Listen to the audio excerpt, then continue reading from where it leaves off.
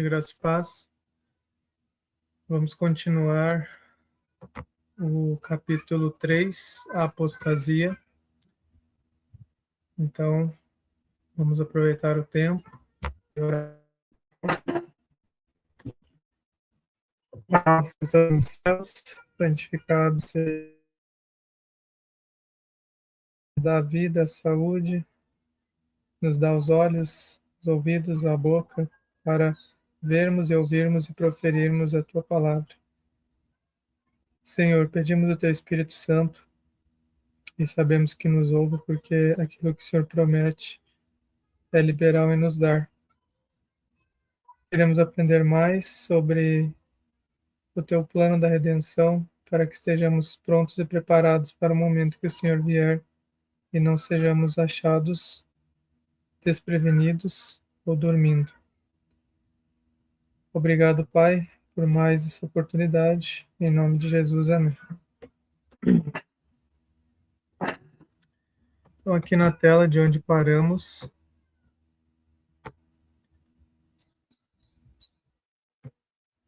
na nossa leitura, o grande apóstata conseguira exaltar-se contra tudo que se chama Deus ou se adora. 2 Tessalonicenses 2:4. Ousara mudar o único preceito da lei divina, que inequivocamente indica a toda a humanidade o Deus verdadeiro e vivo. Aqui está falando do quarto mandamento, desde o capítulo 20. Não foi por acaso que Satanás, por meio dos homens, modificou o sábado somente para fazer frente ao sétimo dia, ou seja, ele não colocou o domingo só porque o dia de Deus é o sábado, mas ele atacou o quarto mandamento por esta razão. Eu vou ler aqui, Êxodo 20, versículo 8. Lembra-te do dia do sábado, para mantê-lo santo. 6 dias trabalharás e farás toda a tua obra, mas o sétimo dia é o sábado do Senhor teu Deus. Então aqui está bem claro, o sétimo dia da semana é o sábado do Senhor teu Deus. Se o Deus verdadeiro, o Deus bíblico, o Deus vivo é o teu Deus, então o sábado é dele. Agora, se você serve a outro Deus, então você pode escolher o dia que você quiser guardar também, se não quiser guardar nenhum dia, aí fica a critério da sua escolha. Mas quem serve a Deus, o Deus da Bíblia, dedica o sábado a ele, porque o sábado é do Senhor, teu Deus. Nós não roubamos a Deus algo que lhe pertence. Nele não farás obra alguma, ou seja, não farás trabalho para ganhar dinheiro. Não se preocupe com essas coisas. Aqui não inclui você estar a caminho no sábado, por exemplo, para a igreja, e ver alguém necessitado, alguém sofreu um acidente, alguém pedindo ajuda. Você não está fazendo uma obra para ganhar dinheiro, você estará ajudando. Então não se trata desse tipo de obra.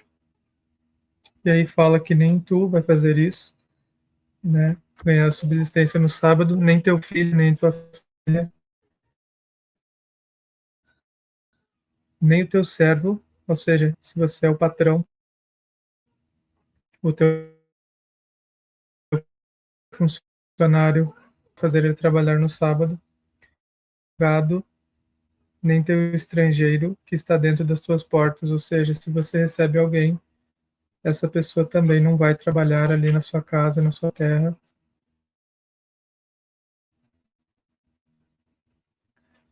Versículo 11, pois em 6 dias o Senhor fez os céus e a terra, o mar e tudo que neles há, e descansou no sétimo dia. Portanto, o Senhor abençoou o dia do sábado e o santificou. Agora veja que interessante. A Bíblia ela é ligada um ponto ao outro. É dessa forma que no livro de Isaías nos ensina como devemos estudar. Veja a mensagem angélica de Apocalipse 14. O versículo 7 Apocalipse 14, versículo 7, dizendo em alta voz: temei a Deus e dá-lhe glória, porque é chegada a hora do seu juízo, e adorai aquele que fez o céu e a terra e o mar e as fontes das águas. Ou seja, como eu poderia apontar aquele que fez o céu, a terra, o mar e as fontes das águas, sem o quarto mandamento, sem o sábado? Se eu retiro esse mandamento, se eu ouso arrumar, guardar domingos e festas, aonde está a identidade daquele que criou o céu, a terra, o mar e as fontes das águas? Voltando aqui para Êxodo 20, no versículo 11, pois em 6 dias fez o Senhor. Aqui está mostrando quem é Ele. Os céus, a terra e o mar e tudo que neles há, e descansou no sétimo dia. Portanto, o Senhor abençoou o dia do sábado e o santificou. Então, aqui mostra o domínio de Deus. Ele fez os céus e a terra, ele fez tudo. E esse é o Senhor que está apontando em Apocalipse 14, verso 7, a esse Deus que nós devemos temer e dar-lhe glória. Então, essa é uma introdução ao assunto aqui do nosso estudo. No quarto mandamento, Deus é revelado como Criador do céu e da terra, e por isso se distingue de todos os falsos deuses. Foi para a memória da obra da criação que o sétimo dia foi santificado como dia de repouso para o homem. Destinava-se a conservar o Deus vivo sempre diante da mente humana, como a fonte de todo ser e objeto de reverência e culto. Satanás esforça-se por desviar os homens de sua aliança para com Deus e prestarem obediência à sua lei. Dirige seus esforços, portanto, especialmente contra o mandamento que aponta a Deus como Criador. Os protestantes hoje insistem em que a ressurreição de Cristo no domingo fê-lo o sábado cristão. Não existe, porém, evidência escriturística para isso. Nenhuma honra semelhante foi conferida ao dia por Cristo ou seus apóstolos. A observância do domingo como instituição cristã teve origem no mistério da injustiça. A palavra já diz: injustiça. Nada disso haverá no céu. Não haverá injustiça no céu. Então, esse dia não deve ser considerado pelos verdadeiros cristãos, que já no tempo de Paulo começara a sua obra. Onde e quando adotou o Senhor este filho do papado? Se referindo ao domingo. Que razão poderosa se poderá dar para uma mudança que as Escrituras não sancionam?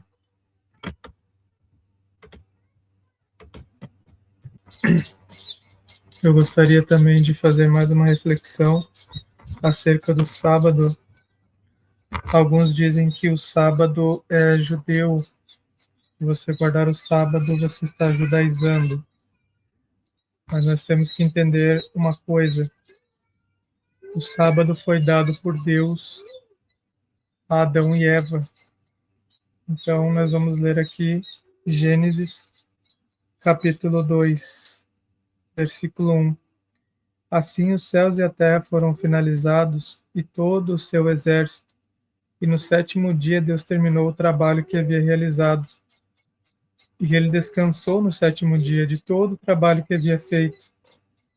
E Deus abençoou o sétimo dia e o santificou, porque nele ele havia descansado de todo o seu trabalho que Deus criou e fez. Então veja, Deus tornou esse dia especial, ele abençoou o sétimo dia, ele santificou o sétimo dia, que significa separou. Santificar significa separar para uso santo.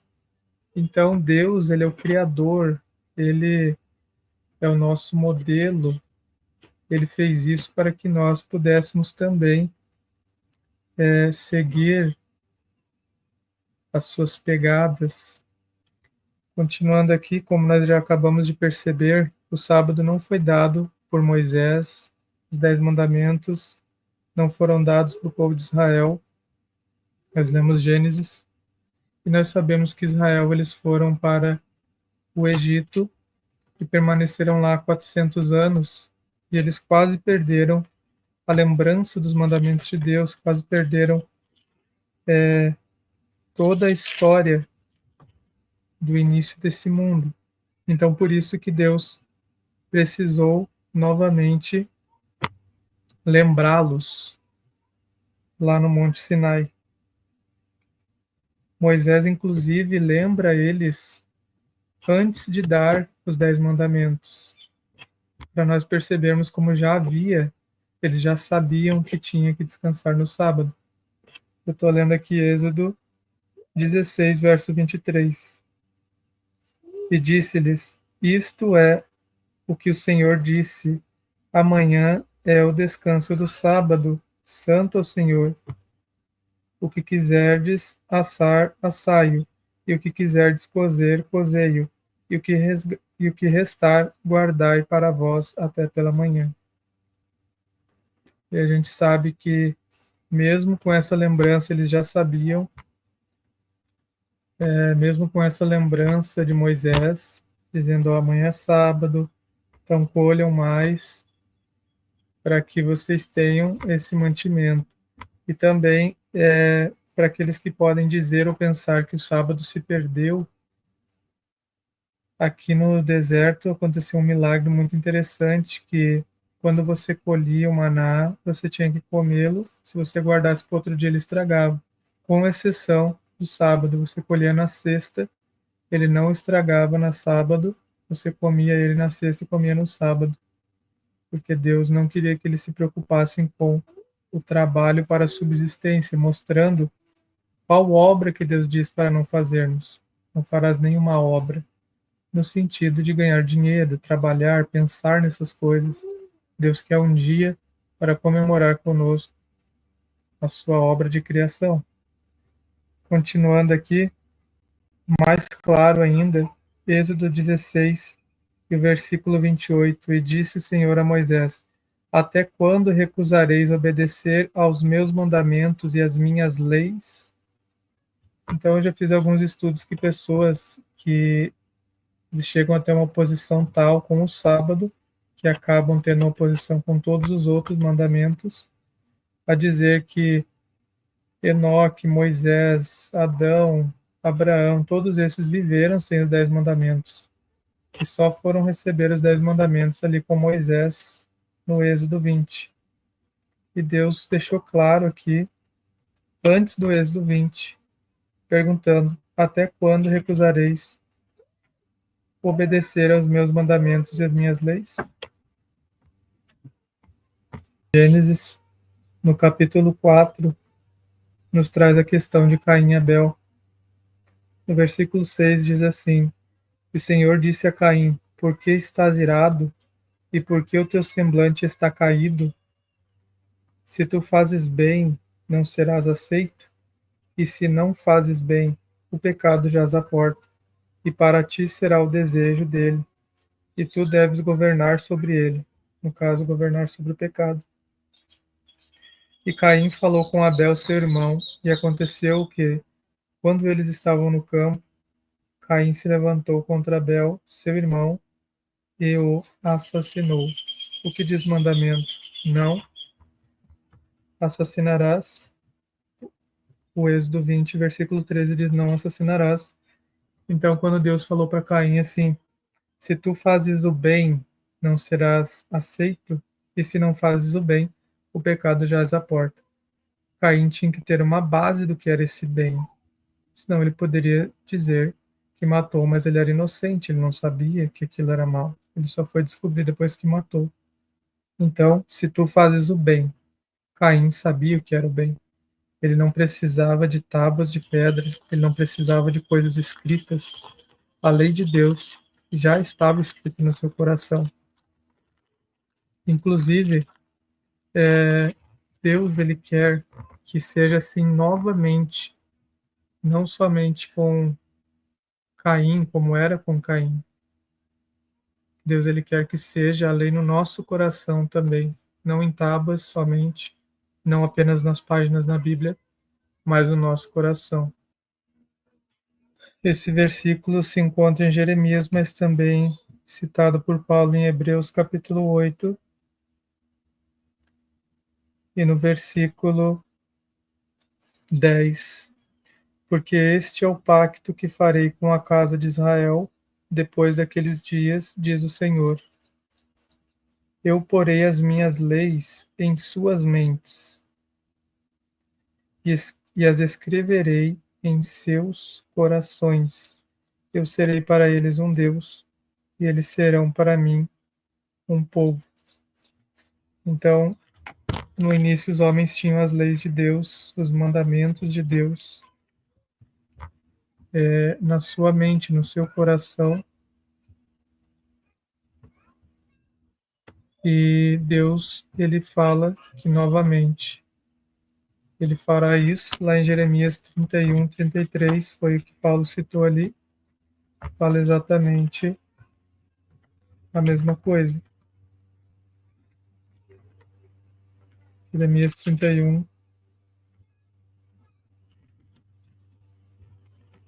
31, 33 e 34.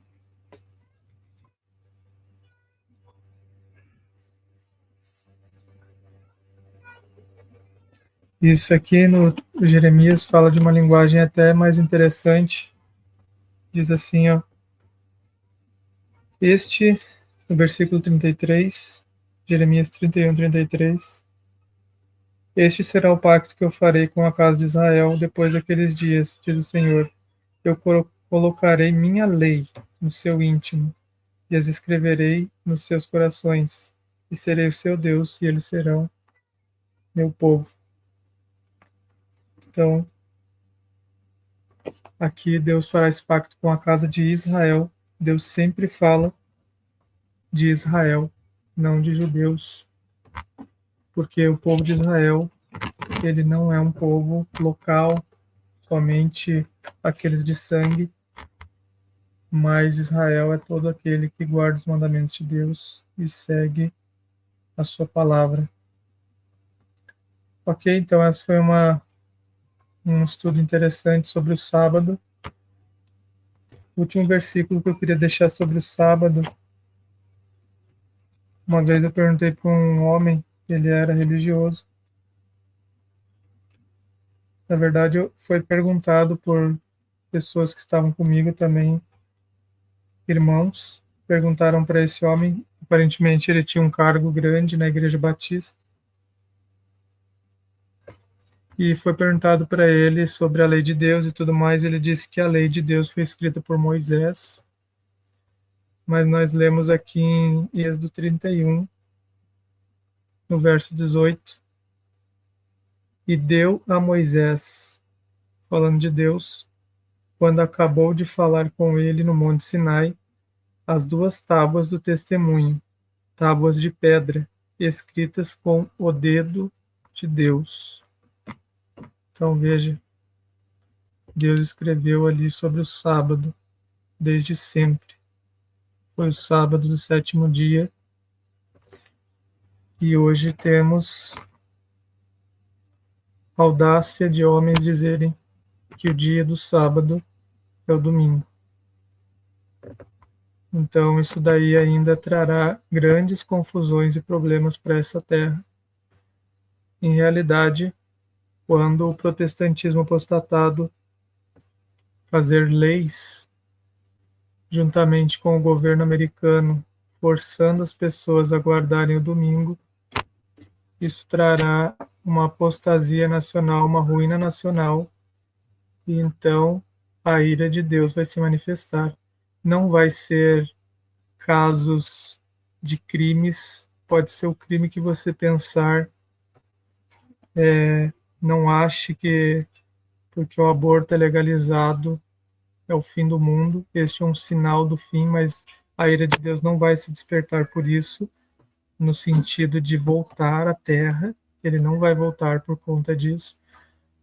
Casamentos aí de homem com homem, mulher com mulher, maldades com crianças, não. Sempre foi assim, o mundo sempre teve isso. e a ira de Deus não foi completada no copo da sua indignação por conta dessas coisas. Agora, se for feita uma lei em conjunto com o governo americano, porque esse é o país da profecia, se for outro país não muda nada, não vai ter poder. O governo americano, então, fizeram essa lei que o povo vai pedir, os protestantes apostatados vão pedir descansar no domingo.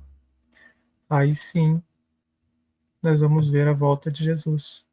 Mas para que isso aconteça, temos o símbolo de João Batista, que veio preparar um povo para o primeiro advento de Cristo. Enquanto não houver esse povo, o Apocalipse traz até um número, 144 mil selados. Disse que o anjo, ele veio e selou, e então as coisas aconteceram. Enquanto não tiver esse povo, não haverá também o fim do mundo. Não haverá volta de Jesus. Então está nas nossas mãos. Está nas nossas mãos apressar a vinda de Cristo. Ele precisa deste povo. Muitos não toleram essa palavra. Soa mal que Cristo precisa, mas ele precisa. Ele se condicionou a isso. Ele precisa mostrar para o mundo, para o universo, para Satanás, que ele consegue refletir o seu caráter nas pessoas, que ele consegue levar um povo puro para o céu, que não vai se rebelar de novo. Sem esse povo, vocês podem esperar o sinal que for, que a internet está cheio. Eu vejo que a internet é maldição na mão de muitos. Estou aí em grupos de WhatsApp, as pessoas ficam ali, sabe, perdendo tempo voando, apontando para lugares que não tem nada a ver, demonstrando claramente que não estudam a Bíblia, as Escrituras. E o tempo vai passar e essas coisas vão passar também e virar o desapontamento.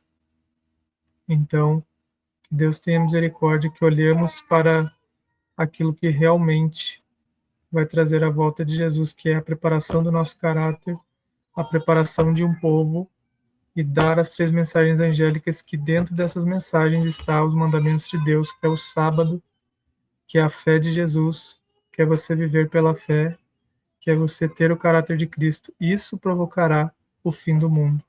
Não guerras, não presidentes, não homens. Homens não têm o mínimo poder. Quem manda é Deus, tá bom? Então, que isso possa ter ficado aí de advertência para você que está sendo açoitado como uma cana ao vento e não conhece o que realmente vai trazer o fim de todas as coisas. Continuando um pouco mais, no século VI, tornou-se o papado firmemente estabelecido. Fixou-se a sede de seu poderio na cidade imperial e declarou-se ser o bispo de Roma, a cabeça de toda a igreja. O paganismo cedera lugar ao papado. O dragão dera à besta o seu poder e o seu trono, e grande poderio. Apocalipse 13, 2. Uma pequena explicação aqui. O dragão, em primeiro lugar, significa o diabo, mas em segunda instância significa Roma imperial. Roma imperial. Então ela dera à besta o seu poder e o seu trono e grande poderio. Quem é essa besta? Exatamente essa que está aqui atrás, como plano de fundo: Babilônia, a mulher e o Estado, a igreja e o Estado. O paganismo deu lugar, então, ao papado, ou seja, um pretenso cristianismo misturado com o paganismo. Então é isso que significa o dragão, que em primeira instância é o Roma Imperial, mas em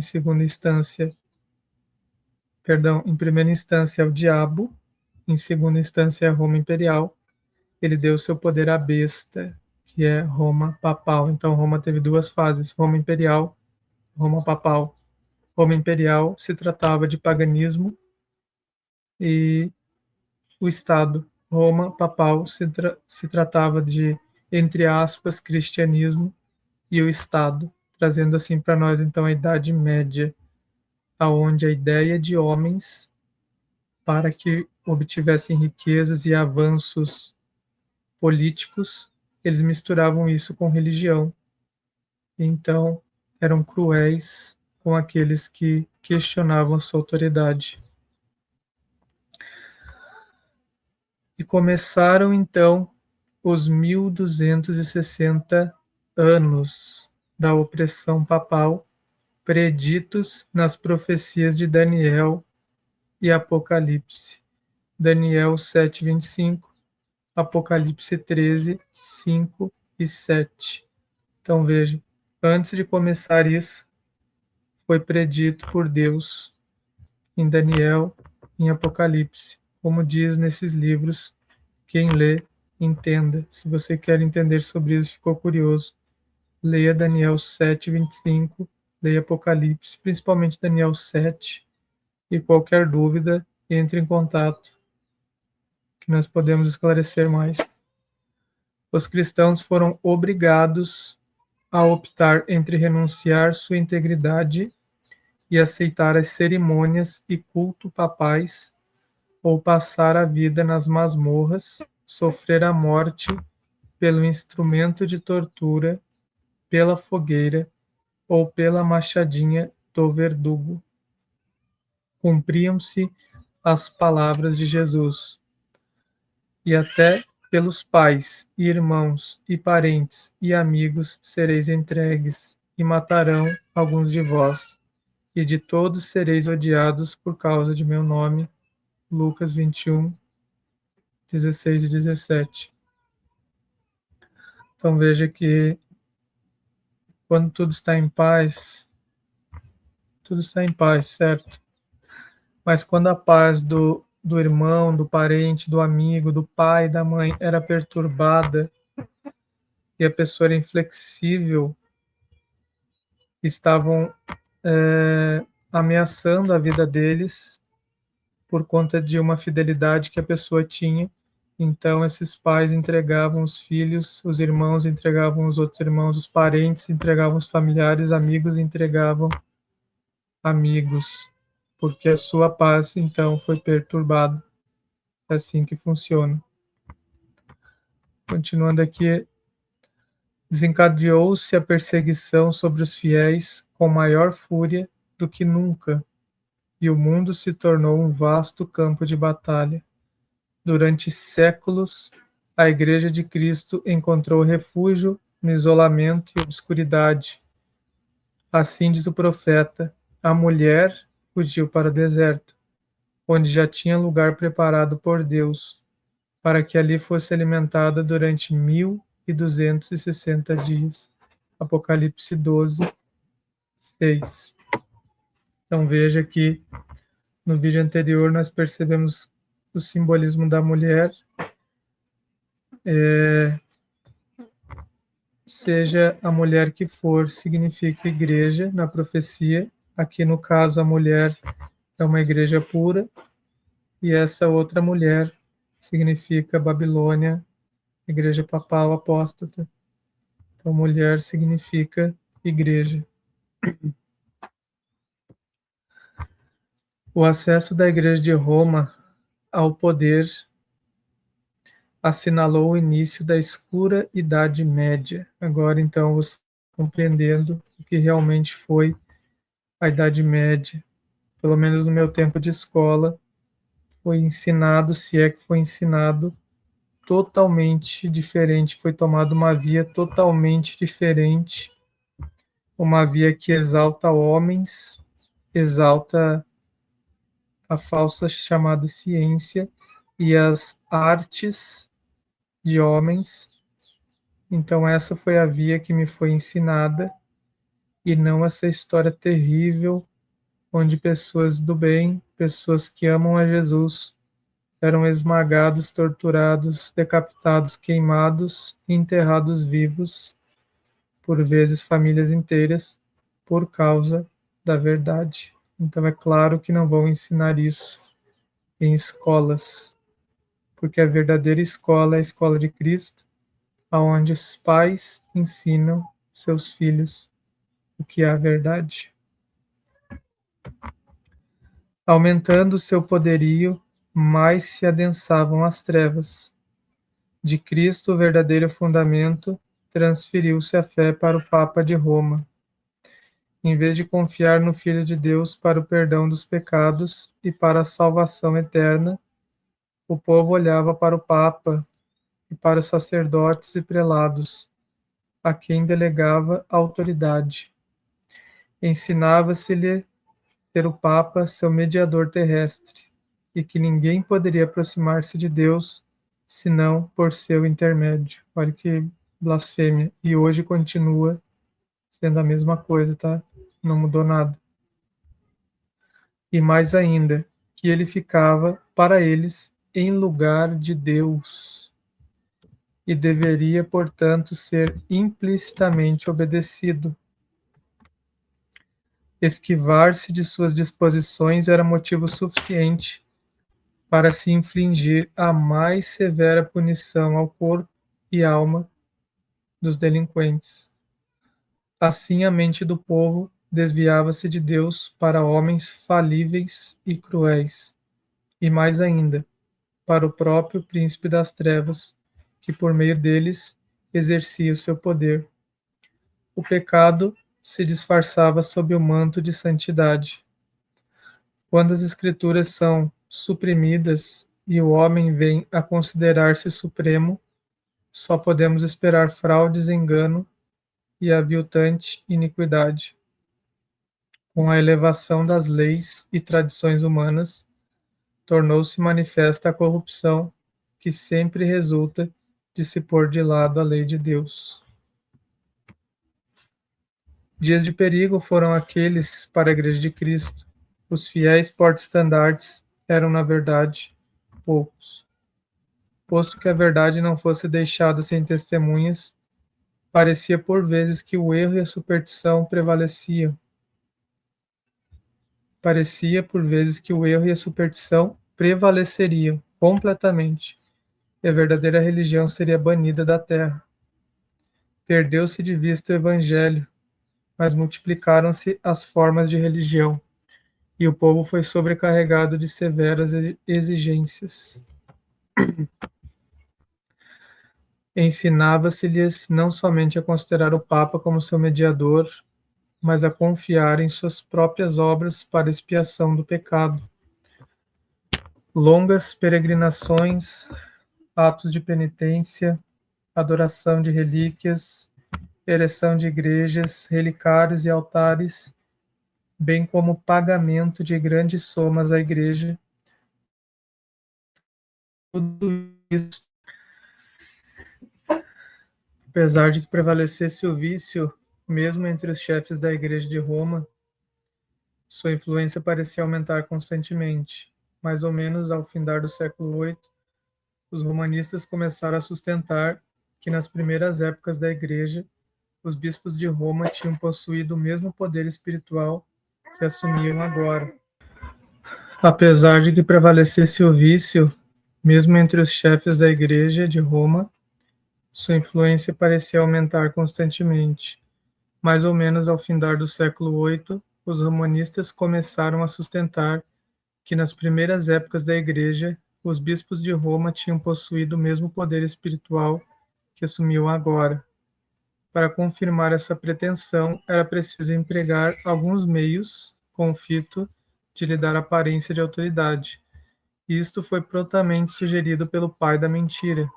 Antigos escritos foram forjados pelos monges. Decretos de concílios de que antes nada se ouvira foram descobertos, estabelecendo a supremacia universal do Papa desde os primeiros tempos, e a Igreja que rejeitara a verdade avidamente aceitou esses enganos. Então, veja, um sistema totalmente diabólico, construído seus fundamentos em cima de mentiras, enganos, relações com o diabo, que é o pai da mentira, forjando coisas. Eu acredito que deve ser considerado, né, você colocar a sua vida, sua salvação num sistema como esse. Vá até a Bíblia, vá até o Calvário, se arrependa e descubra a verdade. João promete no capítulo 8: conhecereis a verdade vos libertará de todos esses enganos, de todas essas mentiras. Então veja que aqui tinha uma igreja que era firme, e aí fizeram todos esses enganos, forjaram esses escritos, e essa igreja, ela acabou aceitando, mas sobrou alguns. Os poucos fiéis que construíram sobre o verdadeiro fundamento, 1 Coríntios 3, 10 e 11, ficaram perplexos e entravados quando o entulho das falsas doutrinas obstruiu a obra. Como os edificadores sobre o muro de Jerusalém no tempo de Neemias, alguns se prontificaram a dizer: já desfaleceram as forças dos acarretadores, e o pó é muito, e nós não podemos edificar um muro. Neemias 4:10. Cansados da constante luta contra a perseguição, fraude, iniquidade e todos os outros obstáculos que Satanás pudera engendrar para deter-lhes o progresso, alguns que haviam sido fiéis edificadores desanimaram, e por amor da paz e segurança de sua propriedade e vida, desviaram-se do verdadeiro fundamento.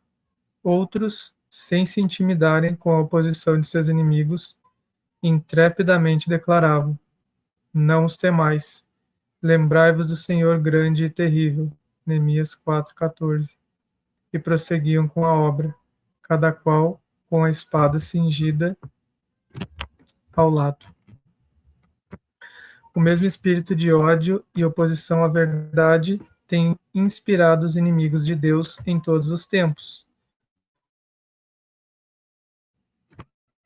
E fidelidade tem sido exigida de seus servos, aos seus seguidores até ao final do tempo. E as coisas que vos digo, digo-as a todos. Vigiai. Marcos 14:37. As trevas pareciam tornar-se mais densas. Generalizou-se a adoração das imagens. Acendiam-se velas perante imagens, e orações se lhes dirigiam. Prevaleciam os costumes mais absurdos, pareciam tornar-se mais densas. Generalizou-se a adoração das imagens. Acendiam-se velas perante imagens, e orações se lhes dirigiam. Prevaleciam os costumes mais absurdos e supersticiosos. O espírito dos homens era a tal ponto dirigido pela superstição que a razão mesma parecia haver perdido o domínio. Enquanto os próprios sacerdotes e bispos eram amantes do prazer, sensuais e corruptos, só se poderia esperar que o povo, que os tinha como guias, se submergisse na ignorância e vício. Outro passo ainda deu a presunção papal. Quando no século XI, o Papa Gregório VII proclamou a perfeição da Igreja de Roma. Entre as proposições por ele apresentadas, uma havia declarado que a Igreja nunca tinha errado, nem jamais erraria, segundo as Escrituras. Mas as provas escriturísticas não acompanhavam a afirmação. O altivo pontífice também pretendia o poder de depor imperadores, e declarou que sentença alguma que pronunciasse poderia ser revogada por quem quer que fosse, mas era prerrogativa sua revogar as decisões de todos os outros. Uma flagrante ilustração do caráter tirânico do Papa Gregório VII se nos apresenta no modo que tratou o imperador alemão Henrique IV, por haver intentado desprezar a autoridade do Papa, declarou este excomungado e destronado. Aterrorizado pela deserção e ameaças de seus próprios príncipes, que por mandado do Papa eram incentivados na rebelião contra ele, Henrique pressentiu a necessidade de fazer as pazes com Roma. Em companhia da esposa e de um servo fiel, atravessou os Alpes em pleno inverno, a fim de humilhar-se perante o Papa. Chegando ao castelo para onde Gregório se retirara, foi conduzido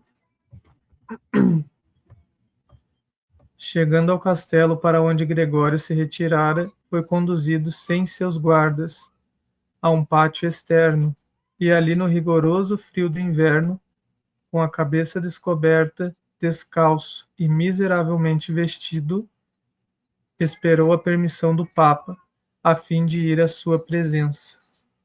Olha só.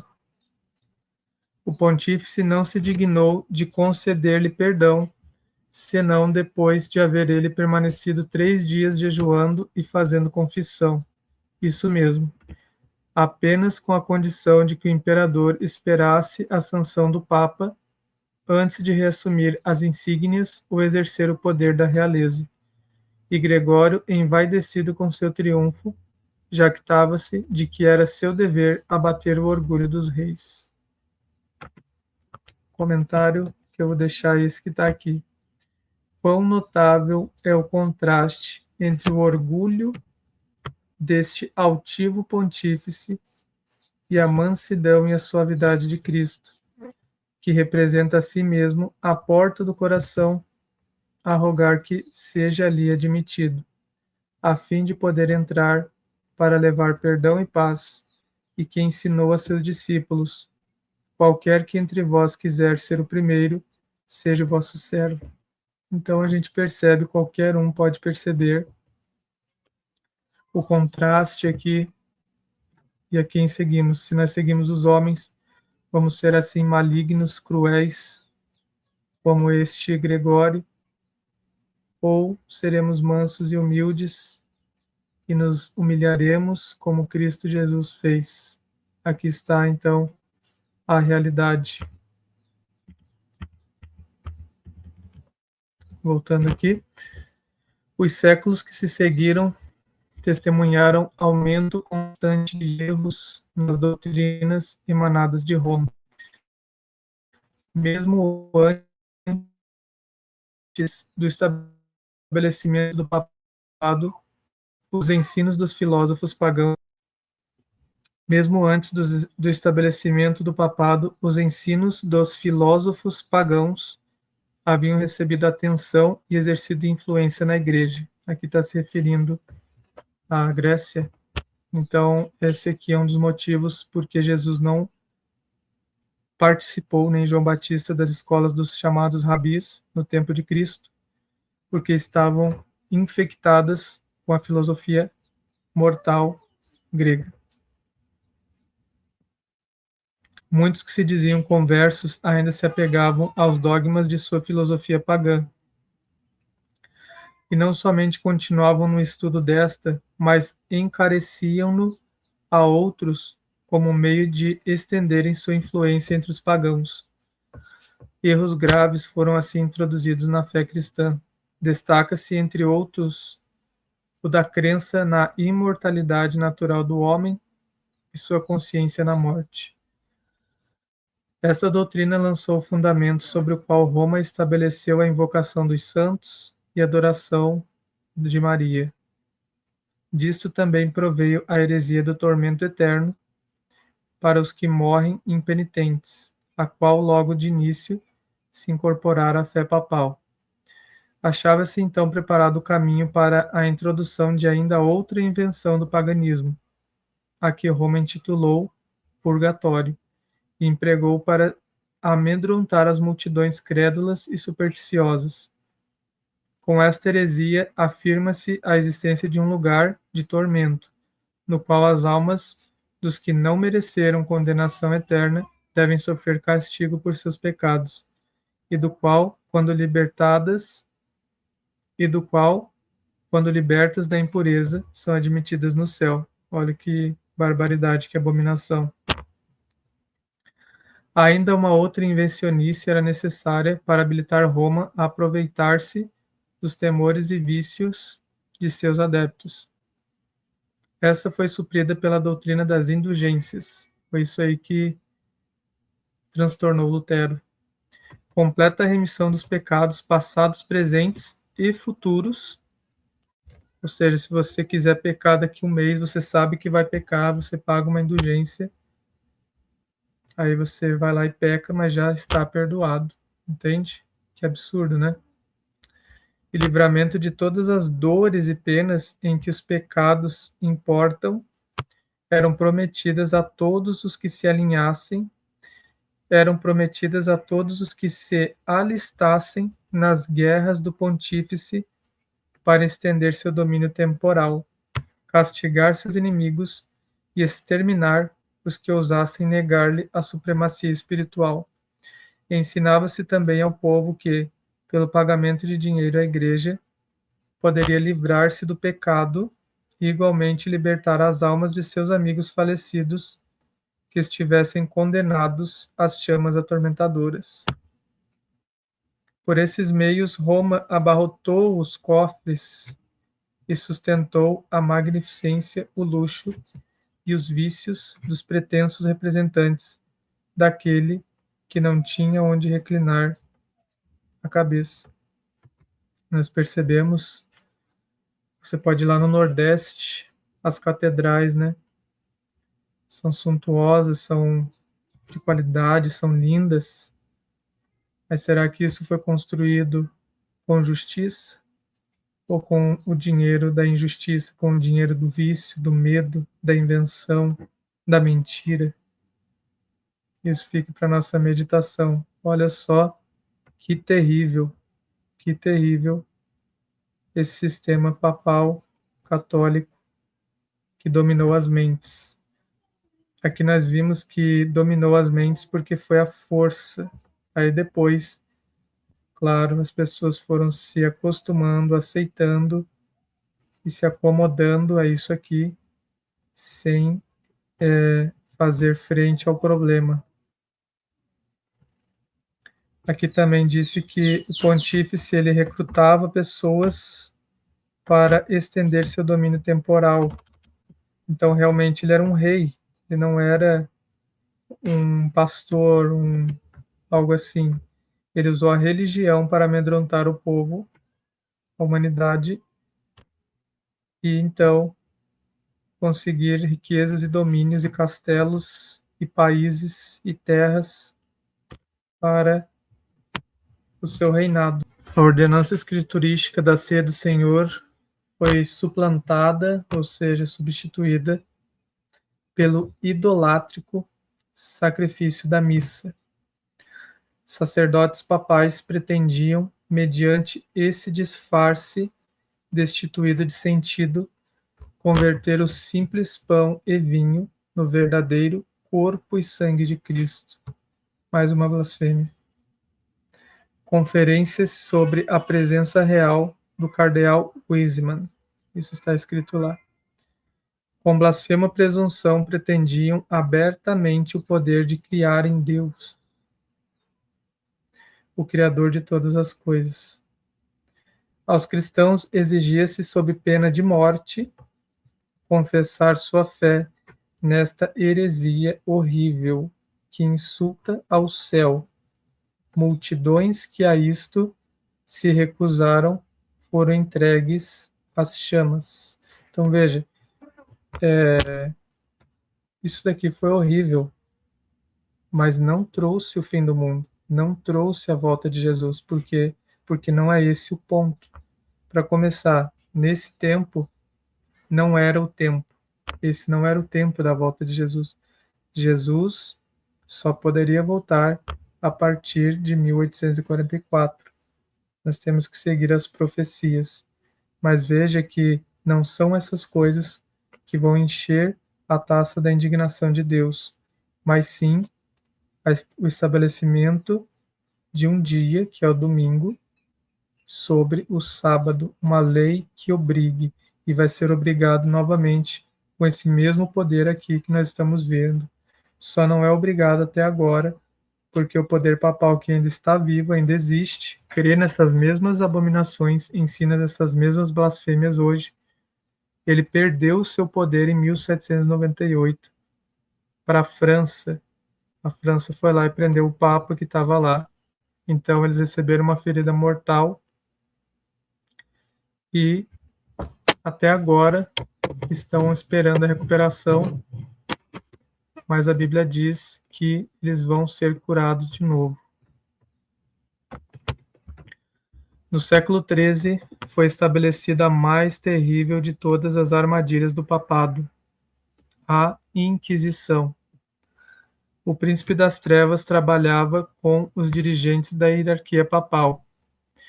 Em seus concílios secretos, Satanás e seus anjos dirigiam a mente de homens maus, enquanto invisível entre eles estava um anjo de Deus, fazendo tremendo relatório de seus iníquos decretos e escrevendo a história de ações por demais horrorosas para serem desvendadas ao olhar humano. A grande Babilônia estava embriagada do sangue dos santos. Os corpos mutilados de milhões de mártires pediam vingança a Deus contra o poder apóstata. O papado se tornou o déspota do mundo. Reis e imperadores curvavam-se aos decretos do pontífice romano. O destino dos homens, tanto temporal como eterno, parecia estar sob seu domínio. Durante séculos, as doutrinas de Roma tinham sido extensa e implicitamente recebidas. Seus ritos reverentemente praticados, suas festas geralmente observadas. Seu clero era honrado e liberalmente mantido. Nunca a Igreja de Roma atingiu maior dignidade, magnificência ou poder. Então veja que esse poder aí, ele atingiu diversas nações mundiais. Inclusive o Brasil aqui, ele é formado, fundado, alicerçado no papado. E ainda na pior ordem, que se chama jesuíta. Essa é uma ordem terrível, e foram esses que estiveram aqui no Brasil, porque Portugal seguia a mesma linha de se ajoelhar para o bispo de Roma. Então, o Brasil, ele é dessa forma, porque foi fundado, edificado nesse sistema horrível que a gente está conhecendo agora. Mas o meio-dia do papado foi a meia-noite do mundo. As Sagradas Escrituras eram quase desconhecidas, não somente pelo povo, mas pelos próprios sacerdotes. Como os fariseus de outrora, os dirigentes papais odiavam a luz que revelaria os seus pecados. Removida a lei de Deus, a norma de justiça, exerciam eles poder sem limites e praticavam os vícios sem restrições. Prevaleciam a fraude, a avareza, a libertinagem. Os homens não recuavam de crime algum, pelo qual pudessem adquirir riqueza ou posição. Os palácios dos papas e prelados eram cenários da mais vil devassidão. Alguns dos pontífices reinantes eram acusados de crimes tão revoltantes que os governadores seculares se esforçavam por depor esses dignitários da Igreja como monstros demasiado vis para serem tolerados. Durante séculos, a Europa não fez progresso no saber, nas artes ou na civilização. Uma paralisia moral e intelectual caíra sobre a cristandade. Veja bem, então hoje a gente vê esse papado com um manto branco, mas ele é o mesmo, tão devasso, tão terrível como antes. Porém, naquele tempo, eles tinham mais poder. Hoje está aí se portando melhor, entre aspas, fazendo seus crimes de forma mais escondida, mas é o mesmo. E será tanto o mesmo quando conseguir o seu poder. Então aí vai mostrar as suas coisas, seus maus atos, sem esconder.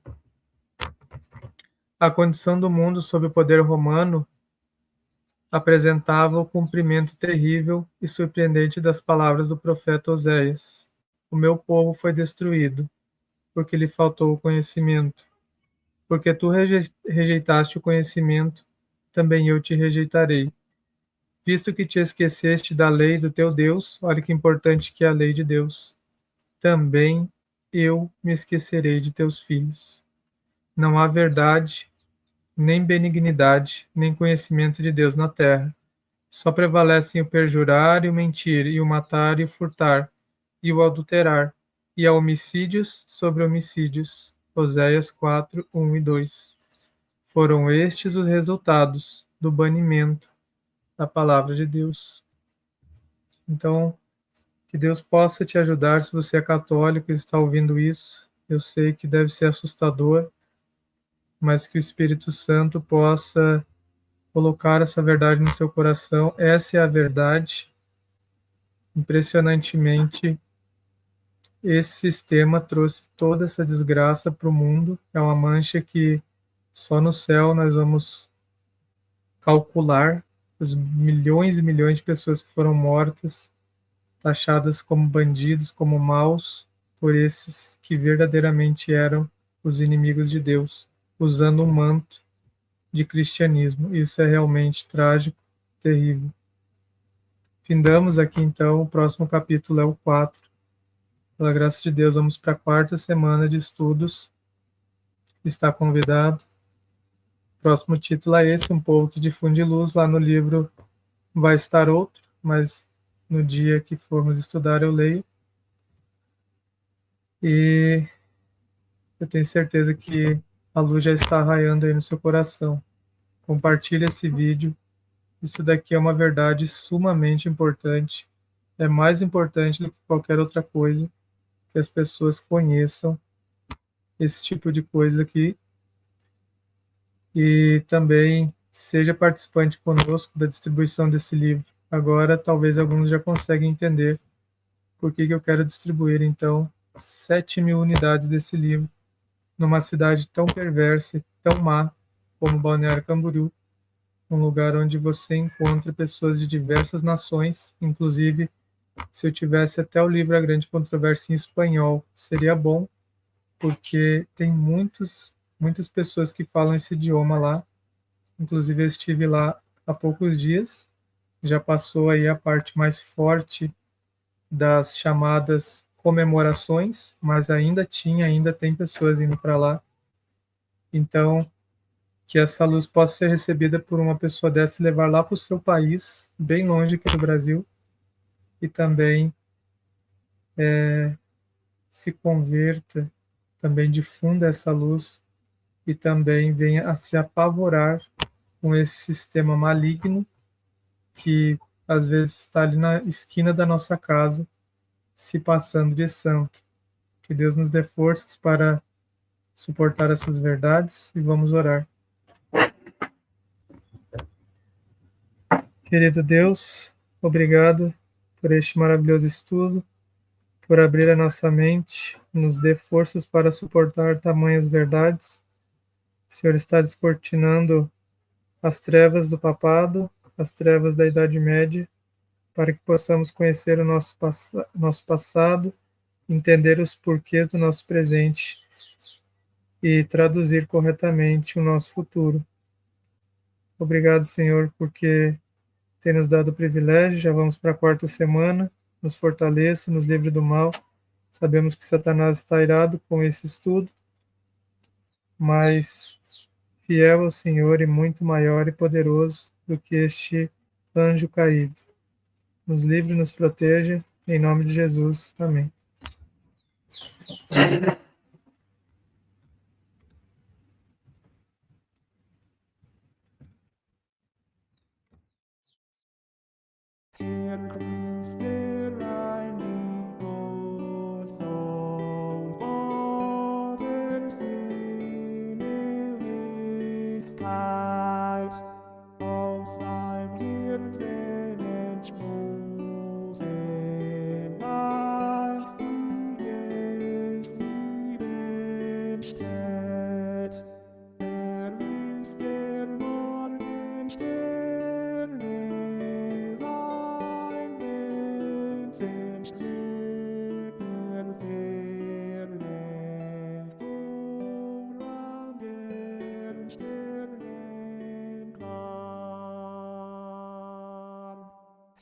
Christe